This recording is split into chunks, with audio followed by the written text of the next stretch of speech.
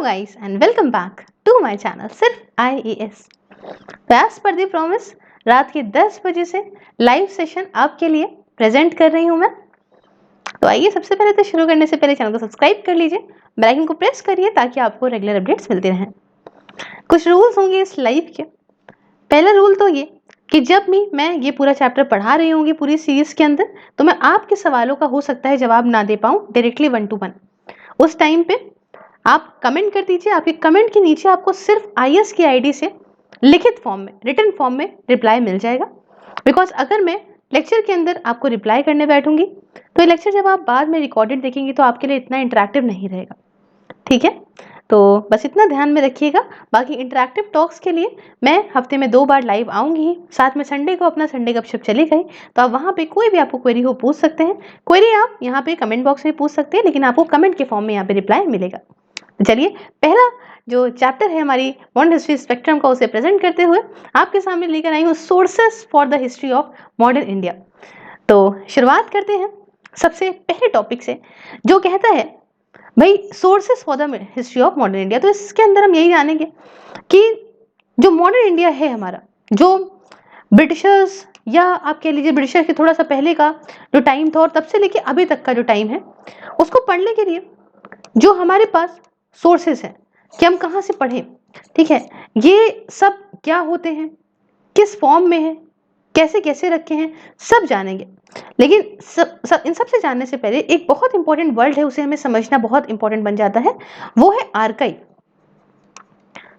अब आप कहेंगे मैम ये आर्काइव का मतलब क्या होता है? देखिए, आर्काइव एक कलेक्शन है, मतलब एक साथ मान लीजिए कि कोई हिस्टोरिकल रिकॉर्ड्स रखे हैं या कोई डॉक्यूमेंट्स रखे हैं, है ना। यूजुअली जो हमारे प्राइमरी सोर्स डॉक्यूमेंट है, ऐसे आपको बताती हूँ कुछ ऐसे डॉक्यूमेंट जिनको बनाया गया है उस समय, भाई किसी लीगल पर्पस के लिए, किसी एडमिनिस्ट्रेटिव पर्पस के लिए, किसी सोशल पर्पस के लिए, किसी कमर्शियल पर्पस के लिए। बहुत ही क्लियरली समझाऊं तो सपोज करिए कि उस समय चार्टर एक्ट निकले या गवर्नमेंट ऑफ इंडिया एक्ट निकला, तो ये सारे जो एक्ट निकलते गए उसमें क्या था, उस वक्त के हिसाब से एक डॉक्यूमेंट निकाला गया था। उसके अंदर लिखा था कि अब से ये रूल लागू होंगे, ये रूल लागू होंगे, ये रूल लागू होंगे, उस वक्त के हिसाब से था।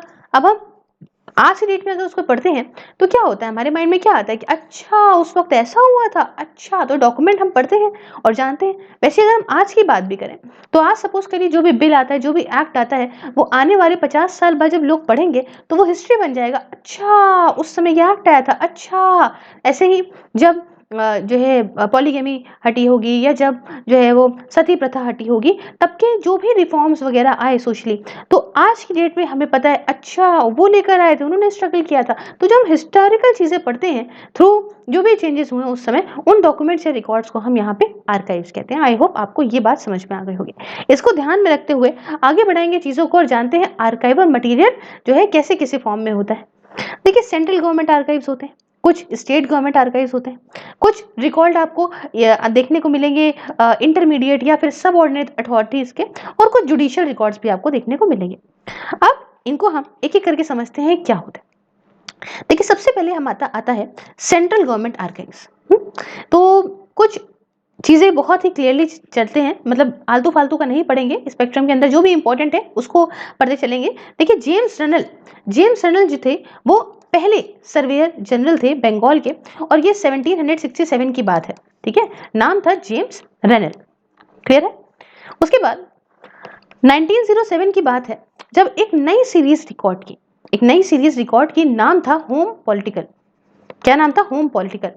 तो भाई नाम ये बताता है कि इसके अंदर जो पॉलिटिकल चीज थी, है ना, वो एक्सक्लूसिवली डील करी जा रही थी, साथ में कम्युनल इश्यूज को भी डील करा जा रहा था। कुछ रिकॉर्ड्स आपके रिफॉर्म ऑफिस के, ठीक है, जो रिफॉर्म ऑफिस के रिकॉर्ड हैं वो भी काफी ज्यादा इंपॉर्टेंट है सेंट्रल गवर्नमेंट के, जिसे हम लोग समझ सकते हैं कि किस तरीके से कॉन्स्टिट्यूशनल डेवलपमेंट हुआ था हमारा 1920 से लेकर 1937 के बीच में।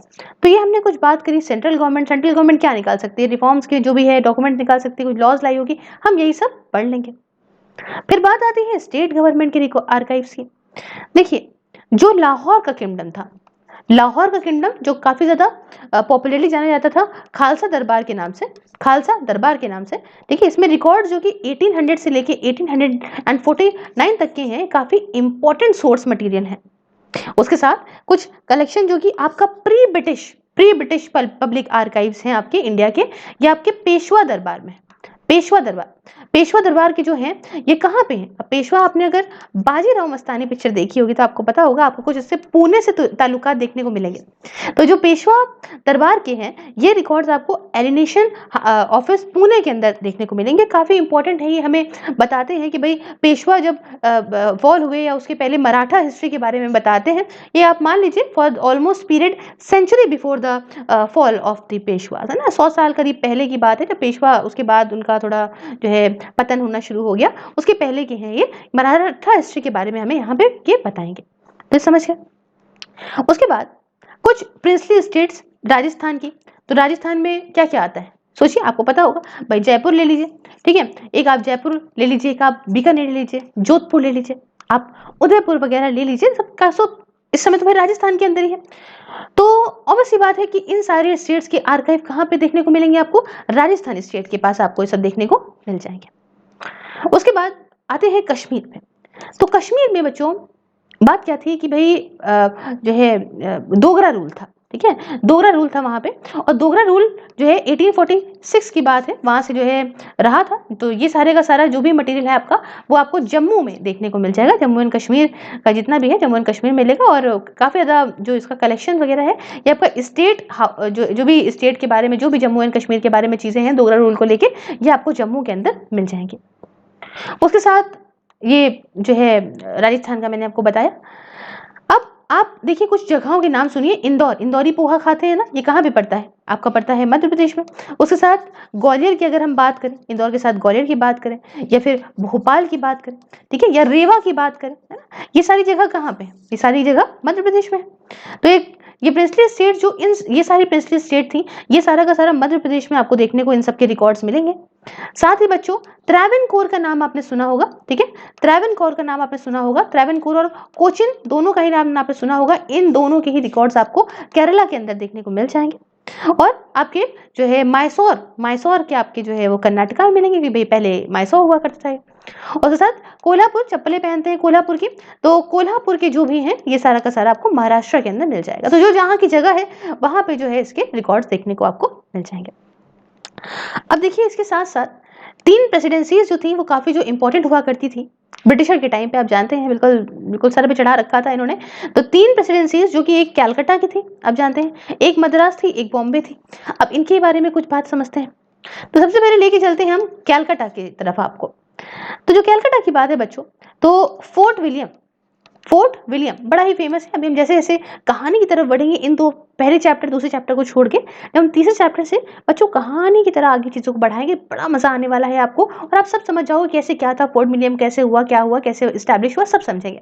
अभी फिलहाल समझिए कि फोर्ट विलियम जो कि भाई कैलकाटा में है, ठीक है, आप देख सकते हैं कैलकाटा में है। यहाँ पे ये इसके जो चीजें थी, बंगाल प्रेसिडेंसी की जो चीजें थी, ये यहाँ पे लॉस हो गई थी। ये आपका जो सैक ऑफ कैलकाटा 1756, मतलब जो बैटल ऑफ प्लासी से पहले मामला सब कुछ खत्म हो चुका था, ठीक है। और जब इन्होंने बैटल ऑफ प्लासी को इन ब्रिटिशर्स ने जीत लिया, तो अगर हम उसकी बात करें बच्चों, तो काफी थोड़ी बहुत या कंप्लीट सीरीज कुछ आपको कहीं ना कहीं टूटे फूटे हिस्सों में देखने को मिल जाएगी, आज भी मिलेगी। लेकिन ये सिर्फ पूरा का पूरा आपको ये वेस्ट बंगाल के अंदर सामान नहीं मिलेगा, ठीक है। ये कुछ state archive of West Bengal के अंदर रखा हुआ है, और कुछ नेशनल आर्काइव ऑफ इंडिया जो कि दिल्ली में है, वहां पे आपको देखने को मिल जाएगा। तो नेशनल आर्काइव ऑफ इंडिया जो है बच्चों, आप वहां पे जाएं, अगर आप दिल्ली में रहते हैं तो आप जरूर जाएं वहां पे, बड़ा ही सही जगह है। और अगर आप नहीं रहते हैं, अगर घूमने गए हैं, तो भी एक बार जाएं, ठीक है। तो ये हमने बात करी कुछ कैलकाटा के बारे में। फिर दूसरी आपकी बात आती है मद्रास की। तो मद्रास प्रेसिडेंसी जो है वो शुरू हुई आपकी AD 1670 से, और इसमें आपका रिकॉर्ड्स हैं गवर्नर और council of Fort Saint George के, ठीक है। ये सब कुछ अभी पढ़ेंगे, बहुत अच्छे से पढ़ेंगे। और साथ में जब हम टेस्ट सीरीज लगाएंगे तो हम देख भी लेंगे किससे किससे मिलाना है, कौन से कहाँ था। तीसरा जो बात करी हमने, बात करी भाई बॉम्बे के बारे में। तो बॉम्बे प्रेसिडेंसी के जो रिकॉर्ड्स हैं वो बॉम्बे कहाँ पे है इस समय? महाराष्ट्र में। तो महाराष्ट्र सेक्रेटेरिएट रिकॉर्ड ऑफिस जो कि मुंबई के अंदर है, वहां पे आपको सारा सामान देखने को मिल जाएगा। काफी ज्यादा इंपॉर्टेंट है अगर हमें वेस्टर्न इंडिया की हिस्ट्री पढ़नी है, महाराष्ट्र की हिस्ट्री पढ़नी है, गुजरात की हिस्ट्री पढ़नी है, सिंध की हिस्ट्री पढ़नी है, तो यहाँ पे रिकॉर्ड्स पढ़ना बहुत जरूरी है। उसके साथ कुछ कन्नड़ स्पीकिंग डिस्ट्रिक्ट ऑफ जो पुराने बॉम्बे प्रेसिडेंसी है ना, जो अभी इस समय आपके मैसूर के अंदर 1956 में आ गया था ये बाद में, तो ये सारा का सारा जो है आपको यहाँ पे देखने को मिल जाए। अब देखिए बात आती है कि सिर्फ और सिर्फ आर्काइव्स 3 प्रेसिडेंसीज के तो नहीं थे, और भी यूरोपियन पावर्स आई थी, है ना, और ना ही सिर्फ ब्रिटिशर्स हमारे यहाँ आए थे। ऐसा तो था नहीं कि सिर्फ ब्रिटिशर्स चले आए और उन्होंने ही राज कर लिया और वही चले गए, ऐसा नहीं है। आप जानते हैं सबसे पहले पोर्टुगीज आए, है ना, उसके बाद बहुत और पावर्स आई भाई, डेन्स भी आ गए और उसके साथ हमारे जो है फ्रेंच भी आ गए। तो अब ऐसा तो है नहीं कि सिर्फ और सिर्फ ब्रिटिशर्स के पास रिकॉर्ड, उनके रखे हुए रिकॉर्ड्स हैं, बल्कि दूसरे यूरोपियन पावर्स के भी रिकॉर्ड्स होंगे। तो समझते हैं पोर्टुगीज, जो पोर्टुगीज वाले रिकॉर्ड थे वो कहाँ आए थे? गोवा, ठीक है, गोवा में आपको देखने को मिलेंगे पोर्टुगीज के, और मेनली ये पीरियड जो आपका 1700 से लेकर 1900 के बीच का है, इस टाइम के रिकॉर्ड्स आपको वहां पे देखने को मिल जाएंगे। फिर नेक्स्ट यूरोपियन पावर की बात करें तो भाई ये डच, डच रिकॉर्ड जो कि आपका कोचिन, कोचिन और मालाबार के जो डच रिकॉर्ड है, ये आपके मद्रास रिकॉर्ड ऑफिस, साथ में जो चिंसूरा के रिकॉर्ड है ये आपको state archive of West Bengal के अंदर देखने को मिल जाएंगे। तो ये दो डचों की बात कर ली हमने। उसके बाद बात करेंगे अगर हम बच्चों फ्रेंच की, तो फ्रेंच आर्काइव जो कि आपका चंद्रनगोर, साथ में पौंडीचेरी जो आज का पुडुचेरी है, इसके जो है ये पेरिस लेके चले गए थे। हुआ क्या था कि ये सारे रिकॉर्ड्स को पेरिस लेके चले गए थे कि हमारा सामान हम लेके जाएंगे। जब भाई फ्रेंच अथॉरिटी पेरिस कब लेके गई थी? जब इन्होंने ये पूरा पूरा दे दिया था ना, खाली कर दिया था इन सारे सेटलमेंट्स को, तो ये सारे रिकॉर्ड्स लेके टुई टुई टुई टुई चली गई थी। अब कुछ जो रिकॉर्ड्स आपके डेनिश, डेनिश पोजेशंस के हैं, ठीक है, ये आपके कोपेनहेगन दे दिए गए, जहां जिसकी कैपिटल वहां उसको दे दिया गया, तो कोपेनहेगन दे दिए गए। जब जो डेन्स है इन्होंने जो ट्रांकीबार और सीरमपुर जब इंग्लिश ईस्ट इंडिया कंपनी को बेच दिया था सन 1845 में, 1845 में, तो उसके बाद ये रिकॉर्ड लेके अपना झूला सामान लेके यहाँ से सब चले गए थे। बाकी के जो बचे हुए डेनिश रिकॉर्ड है मेनली आपके ट्रांकीबार के, मतलब 1777 से लेके 1845 तक के जो बाकी रिकॉर्ड्स हैं ये आपको मद्रास रिकॉर्ड ऑफिस में देखने को मिल जाएंगे। उसके बाद बात आती है कुछ और चीज़ों की, जैसे कि भाई यहाँ पे भाई जुडिशियल रिकॉर्ड्स की अगर हम बात करें या हम पब्लिश रिकॉर्ड्स की अगर हम बात करें, तो पहला देखते हैं भाई जुडिशियल रिकॉर्ड्स, इसके बारे में समझ लेते हैं। देखिए मद्रास रिकॉर्ड ऑफिस, तो जो आर्काइव्स हैं आपके Mayor's court of Fort Saint George, है ना, तो आपके जो शुरू भाई 1689 से ये सारे के सारे आपको मद्रास रिकॉर्ड ऑफिस में मिल जाएंगे, जाइए आराम से पढ़ लीजिए। उसके साथ प्री प्लासी, मतलब 1757 से पहले की बात है, प्लासी की लड़ाई से पहले। अच्छा प्लासी क्यों बोलते हैं? प्लासी क्यों बोलते हैं? क्योंकि यहाँ पे बहुत सारे पलास के पेड़ हुआ करते थे, इसलिए इसको प्लासी बोलते हैं। तो जो प्लासी के पहले के रिकॉर्ड है ना, मेयर कोल्ट के आपके फोर्ट फोर्ट विलियम्स के, ये तो खत्म हो गए, ठीक है, कलकत्ता वाला एक काम खत्म हो गया, इसके अंदर नहीं बचा कुछ। बट जो थे आपके 1757 से लेके आपके 1773 तक के रिकॉर्ड जो थे वो आपके कलकत्ता हाई कोर्ट के रूम में रखे हैं। उसके साथ साथ कुछ आर्काइव्स आपके सुप्रीम कोर्ट ऑफ बंगाल के भी यहाँ पे रखे हुए हैं, ये आपके 1774 से लेके 1861 तक के, ठीक है। तो आप जानते हैं कि बंगाल जो था उस समय बहुत ज़्यादा इंपॉर्टेंट था इन ब्रिटिशर्स के लिए, तो इस बात को ध्यान में रख के हमें चीज़ों को समझना है। खैर कुछ रिकॉर्ड आपके मेयर कोर्ट्स एट बॉम्बे की अगर बात करें, जो कि स्टैब्लिश हुआ था आपका 1728 में, ये आपके महाराष्ट्र सेक्रेटेरिएट ऑफिस, जो आपका आप जानते हैं रिकॉर्ड ऑफिस आपका मुंबई के अंदर वहाँ मिल जाएंगे, और उसके पास आपको जो उसके आर्काइव आपके बॉम्बे रिकॉर्डर्स कोर्ट और सुप्रीम कोर्ट वगैरह के भी वहाँ पे मिल जाएंगे। फिर कुछ पब्लिश्ड आर्काइव्स थे, जैसे अब पता है आपको, जैसे प्राइवेट आर्काइव्स। अब प्राइवेट आर्काइव्स में आपके पास है कोई सामान रखा है आपके पूर्वजों का, पूर्वजों क्या मतलब आपके बाबा पर बाबा का, ठीक है, तो वो आपके पास कुछ प्रूफ वगैरह है। या अगर हम फॉरेन रिपोजिटरीज की बात करें तो देखिए फॉरेन रिपोजिटरीज में सिर्फ ऐसा नहीं था कि इंडिया के अंदर चीज़ें रखी गई थी, अब फॉरेन भी अभी चीज़ें हैं हमारी, जैसे कि अगर हम बताएं आपको इंग्लैंड की बात करें बच्चों, आपको बताएं तो इंडिया जो ऑफिस रिकॉर्ड है लंदन के अंदर, ठीक है, इंडिया ऑफिस रिकॉर्ड लंदन के अंदर जो है वहाँ पे आपको सारा का सारा सामान मिलेगा देखने को। उसके साथ आपका डैनिश और पोर्टुगीज की बात करें तो इन्होंने अपने जो है वो कोपेनहेगन में रखे हैं, लिस्बन में रखे हैं, मतलब डैनिश ने रखे हैं कोपेनहेगन में, बाकी लिस्बन की अगर बात करें तो भाई यहाँ पे रखे हुए हैं पोर्टुगीज वाले, सबने अपनी अपनी कैपिटल में रख दी है। उसके साथ एक बहुत अच्छी बात कि जो वेस्ट पाकिस्तान का रिकॉर्ड ऑफिस है, फालतू में ही पाकिस्तान चला गया, नाम ही लेने में अजीब लगता है। खैर अगर हम वेस्ट पाकिस्तान के रिकॉर्ड ऑफिस की बात करें तो लाहौर में आपका record office Peshawar, record available है आपके सिंध वगैरह के, इन सब जगहों पे लाहौर पेशावर में इनके सिंध वगैरह के अवेलेबल है। और ये हमें मालूम है, ये सारे के सारे जो आर्काइव्स हैं ये हमें इंफॉर्मेशन देते हैं कि हमारी क्या आखिरकार इंडियन सब कॉन्टिनेंट की क्या हिस्ट्री रही थी, ठीक है। उसके साथ हमें बताते हैं कि उस समय हमारे अफगानिस्तान के साथ कैसे रिलेशनशिप थे, ईरान के साथ हमारा कैसा रिश्ता था, और हमारे जितने भी पड़ोसी देश थे उनके साथ हमारा किस तरह का रिश्ता था, ये सारा का सारा बताते हैं। फिर ये तो बात थी ही थी। उसके बाद अगर बात लेके आए तो हम कुछ बायोग्राफीज हैं, कुछ मेमोयर्स हैं, कुछ ट्रैवल अकाउंट्स होंगे ना कि भाई देखो कुछ की कहानियां लिखी गई हैं, कुछ की जो है वो कुछ यहाँ घूमने आए, उन्होंने क्या देखा क्या नहीं देखा, ये सब भी हमारे लिए एक आर्काइवल तो मटेरियल है ना। तो देखिए यहाँ पे कुछ बिशप हेबर की जनरल और एबी डुबोइस का हिंदू मैनर्स एंड कस्टम्स, ये काफ़ी अच्छी इन्फॉर्मेशन हमको ये दोनों ही देते हैं आपके कि उस समय सोशियो इकोनॉमिक लाइफ कैसी थी इंडिया की, है ना। जब यहाँ पे हमारे इंडियन पावर्स जो है वो नीचे जा रहे थे, पतन हो रहा था, डिक्लाइन हो रहे थे, और ये ब्रिटिशर्स जो है वो ऊपर उठ रहे थे, है ना। तो ये जो है ये देखिए यहाँ पे इनके इनके रिकॉर्ड्स हमें सब बताते हैं। साथ में कुछ बड़े फेमस ट्रैवलर्स आए थे और उन्होंने यहाँ पे इंडिया में आके कुछ ट्रैवल अकाउंट्स लिखे थे। बड़ा ही इंटरेस्टिंग तरीके से आपको कुछ बताने की कोशिश करूंगी, हो सकता है आपको इनके अकाउंट्स याद भी हो जाए। जैसे कि जॉर्ज फॉस्टर आपके आए, उसके साथ जो है बेंजामिन, ये देखिए आप इमेजेस देखते चलिए, थोड़ा सा अच्छा लगेगा आपको। उसके साथ बेंजामिन हेन आए, जेम्स बर्न्स आए, और जेम्स बर्न्स का था narrative of a visit to the court of Sindh.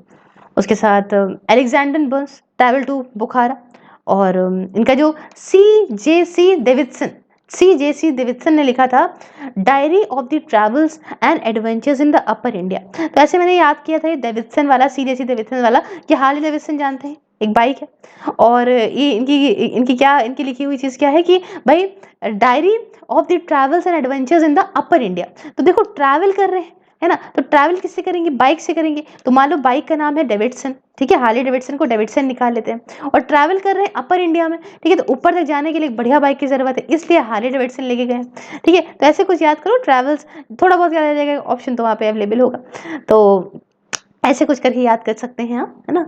उसके साथ जॉन बटलर का travels and adventure in the province of Assam, तो ये है। तो ये सारे कुछ फेमस कुछ अकाउंट्स हैं। साथ में कुछ नॉन ब्रिटिश ट्रैवलर्स भी है, ऐसा नहीं है सिर्फ ब्रिटिशर्स ही आए, नॉन ब्रिटिश ट्रैवलर्स भी है जिन्होंने लिखा हमारे इंडिया के बारे में, हिस्ट्री के बारे में, जैसे कि विक्टर जैनकीमेंट, है ना, जैनकीमेंट कह लीजिए आप। ये letters from the India describing a journey in the British dominions of India, Tibet, Lahore and Kashmir during the years 1828, है ना। यहाँ पे इन्होंने अलग अलग जगहों पे 1828 में लिखा है, 1829 में लिखा है, साथ में 1831 में लिखा है। तो भाई ये काफ़ी इंपॉर्टेंट रहते हैं विक्टर जैनकीमेंट।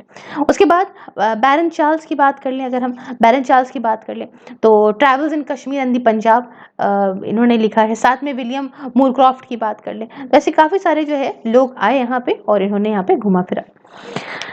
अब भाई उस समय न्यूज़पेपर्स, जर्नल्स, ये सब भी निकले होंगे, तो ये सब भी तो हमारे आर्काइवल मटेरियल का पार्ट होते हैं ना, उस समय हम हिस्ट्री पढ़ने के काम आते हैं।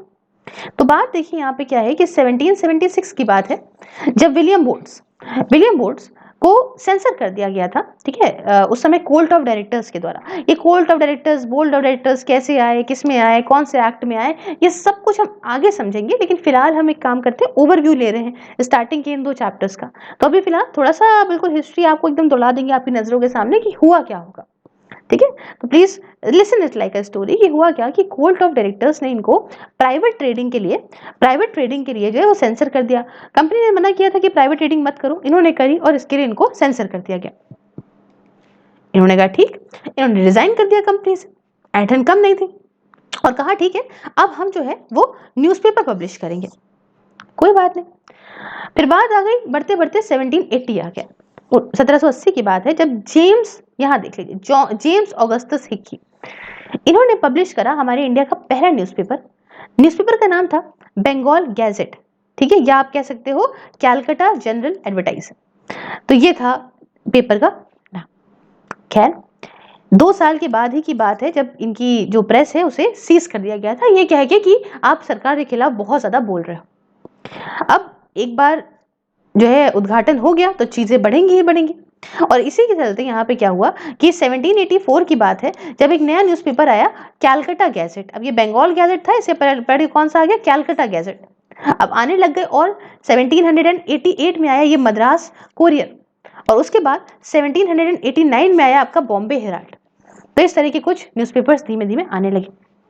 अब जो स्टार्टिंग में न्यूज़पेपर्स आते थे तो वो किस तरह के होते थे, वो काफ़ी इंटेलेक्चुअल्स होते थे, काफ़ी ये थे इंटेलेक्चुअल एंटरटेनमेंट देना चाहते थे आपके जो यूरोपियंस हैं, जो एंग्लो इंडियंस हैं उनको, है ना। किसी को मतलब नहीं था कि इंडिया में क्या चल रहा है, इंडिया में भला दें ना करें, करें, किसी को कोई मतलब नहीं था। स्टार्टिंग में यही था। और देखिए, अब जब बात करेंगे, बात करें तो देखिए, जब इंडियन नेशनल कांग्रेस आई 1885 में, तो ज़्यादातर जो इंडियन नेशनल कांग्रेस के फाउंडिंग फादर्स थे, ठीक है, जो लेकर आए थे, ज़्यादातर जो ये था वो सारे जर्नलिस्ट थे। तो अब हमारे यहाँ कैसे सीरीज शुरू हुई, वो हमने ये चीज़ बताई ना, क्योंकि न्यूज़पेपर का बहुत बड़ा रोल रहा है। अब आप जरा शॉक्ड हो जाएंगे, थोड़ा सुनेंगे कुछ चीज़ों के बारे में तो बड़ा मजा आएगा आपको। आज का द हिंदू पढ़ते हो ना आप, उस समय भाई द हिंदू हो और चाहे स्वदेश मित्रम हो, दोनों ही के एडिटर थे यहाँ पे जी सुब्रमण्य अय्यर। अच्छा, ये जो न्यूज़पेपर जर्नल्स वगैरह हैं, इनकी वीडियो इस लेक्चर के बाद मैं अटैच कर दूंगी, तो आपको कोई दिक्कत नहीं होगी, बिल्कुल आप आराम से जाएं और उस वीडियो को देखें। तो आपके लिए जो भी स्टार्ट जिन्होंने किया है, जो पब्लिशर रहे हैं, उन सब के बारे में आप समझ जाओगे। खैर, द हिंदू, स्वदेश मित्रम, ये आपकी जी सुब्रमण्य अय्यर की एडिटरशिप में रही। साथ में आपका केसरी एंड मराठा की अगर हम बात करें, सॉरी, केसरी एंड महारथा की बात करें, तो ये हमारे बीजी तिलक, बाल गंगाधर तिलक के जो है संरक्षण में हुई। अब देखिए यहाँ पे क्या है कि केसरी और महारथा, ये याद रखिएगा। इसका एक सवाल बनता है कि केसरी किस लैंग्वेज में था और महारथा किस लैंग्वेज में था, तो याद रखिए Kesari was in Marathi and Mahratta was in English, तो ये प्लीज याद रखिए, ठीक है। उसके बाद बंगाली, एक न्यूज़पेपर था, ठीक है, ये जनरल था जो भी था, ये आपका जो है वो सुरेंद्र नाथ बनर्जी। अच्छा, एक चीज समझिए यहाँ पे कि जो बंगाली ये जो था ना, ये जो न्यूज़पेपर था, इसे यहाँ पे जो है वो सुरेंद्र नाथ बनर्जी जी ने नहीं जो है वो फाउंड करा है। ये तो इसके सुरेंद्र नाथ बनर्जी जो थे वो इसके एडिटर थे, लेकिन इसको फाउंड जो है वो किया गया था 1862 में गिरीश चंद्र घोष के द्वारा, है ना। एक इंग्लिश लैंग्वेज न्यूज़पेपर था जो कि कोलकाता बेस्ड था, तो ये चीज समझिएगा। खैर, उसके बाद आज आप समझते हैं एबीपी न्यूज, जानते हैं ना, इसका फुल फॉर्म है अमृत बाजार पत्रिका। तो अमृत बाजार पत्रिका ये शिशिर कुमार घोष एंड मोतीलाल घोष के अंदर थी। बाकी सुधारक जो है वो था आपका गोपाल कृष्ण गोखले, हमारे जी के गोखले साहब के अंदर। और इंडियन मिरर था एन सेन के अंदर। और साथ में जो वॉइस ऑफ इंडिया, याद रखिएगा, वॉइस ऑफ इंडिया बहुत ही फेमस दादा भाई नौरोजी के अंदर था। हिंदुस्तान एंड एडवोकेट जो है वो जी पी वर्मा के अंदर था। ट्रिब्यून और अकबरे आम जो है वो पंजाब में चल रहा था।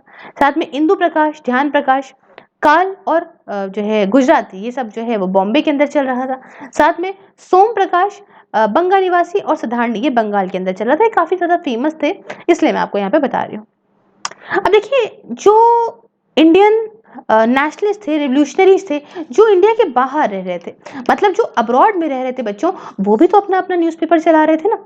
अब ऐसा तो है नहीं कि वहां पे जो लोग रहेंगे उनको कैसे पता चलेगा कि इंडिया के अंदर क्या चल रहा है। तो वहां पे भी जाके हमारे जो नेशनलिस्ट हैं उन्होंने वहां पे वो काफी जतन करे और वहां भी कुछ न्यूज़पेपर चलाए। जैसे कि आपको बताती हूँ, एक न्यूज़पेपर का नाम था इंडियन सोशियोलॉजिस्ट, ठीक है, इंडियन सोशियोलॉजिस्ट, ये लंदन के अंदर श्याम जी कृष्ण वर्मा में चला रखा था। साथ में ये बहुत आता है, एक फेमस क्वेश्चन है वंदे मातरम, तो ये आपका पेरिस के अंदर मैडल कामा की देखरेख में था। साथ में तलवार की बात करें, तलवार जो बात में पहले निकाल ली जाती थी, ये बर्लिन वीरेंद्र नाथ चट्टोपाध्याय के अंदर था, बर्लिन में। साथ में गदर, ये बड़ा पूछा जाता है भाई, ये देखिए सैन फ्रांसिस्को में लाला हरदयाल के अंदर था।